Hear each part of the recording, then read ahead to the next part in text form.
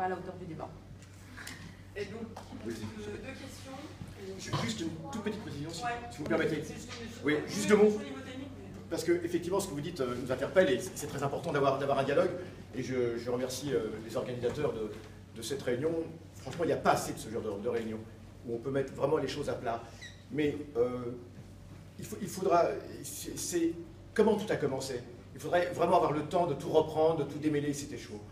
Quand vous dites que pendant les grèves, effectivement, de la loi Romley, effectivement, on n'entend plus de propos racistes, etc. Ça veut dire que pendant ce temps-là, la question raciale n'est pas réglée, elle est oubliée. Elle n'est pas réglée, elle est oubliée le temps, un instant. Mais ensuite, on l'a dit, ça remonte. Mais ce que je veux dire, c'est que ce qui est difficile dans ce pays, c'est qu'on a l'impression que les expériences politiques successives ne sont pas assimilées. Et à chaque fois, il faut recommencer à chaque génération. Nous allons commémorer dans quelques jours le 17 octobre 61. Il faut comprendre la nature, la teneur vraiment de ce massacre d'État. Je le rappelle, le plus important dans un pays démocratique de toute l'histoire. Je dis bien de toute l'histoire. Dans un pays démocratique, le massacre du 17 octobre est le plus important. La Saint-Barthélemy, d'accord, mais l'occupation nazie, ce n'était pas des systèmes démocratiques. En système démocratique, dans tous les pays démocratiques, États-Unis, Allemagne, ce que vous voulez, en système démocratique, le massacre du 17 octobre est le plus important. Personne n'a pris la mesure de ce que cela signifie. Et en tout cas pour la France, bien évidemment. Au niveau au moins du XXe siècle, mais avant, ce n'était pas la démocratie. Et que peut-on tirer comme enseignement? Le massacre du 17 octobre, c'est les policiers qui font ce massacre. Mais ils le font où, à votre avis? Ils le font la nuit à 3 h du matin, or qu'il n'y a personne dans les rues? Non. Ils le font à la sortie des cinémas, à 18 h, enfin à l'entrée des cinémas, alors qu'il y a plein de monde dans les rues. On est en 61, tout le monde va au cinéma à cette époque parce que ça permet de regarder aussi les actualités, la télévision n'est pas encore répandue.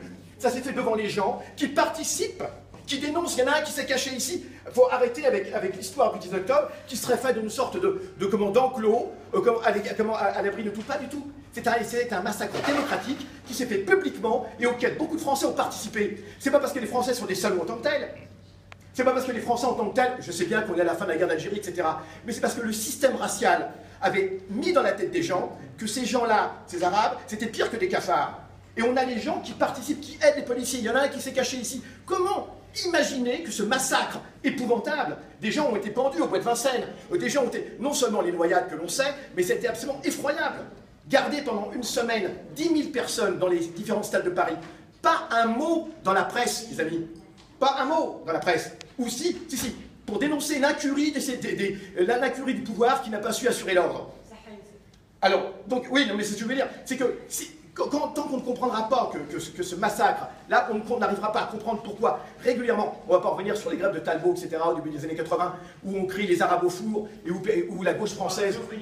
Par des ouvriers, les Arabes au four. On était dans l'usine, on était venus apporter un soutien aux ouvriers, en chantant la Marseillaise, en faisant le salut nazi, ce qui est un petit peu contradictoire, d'accord? Mais c'est ça. Tant qu'on ne comprendra pas cela, il faudra à chaque fois recommencer, on aura à chaque fois un monsieur qui nous dira lutte de classe, lutte de classe, lutte de classe. Et j'abonde tout à fait pour dire, par rapport au monsieur tout à l'heure, qui a dit que la lutte raciale est une lutte sociale. Il faut arrêter aussi avec cette histoire de dire il y a la lutte sociale et la lutte raciale. Sinon, ça veut dire, on veut perpétuer le système de privilèges. C'est ça que ça veut dire.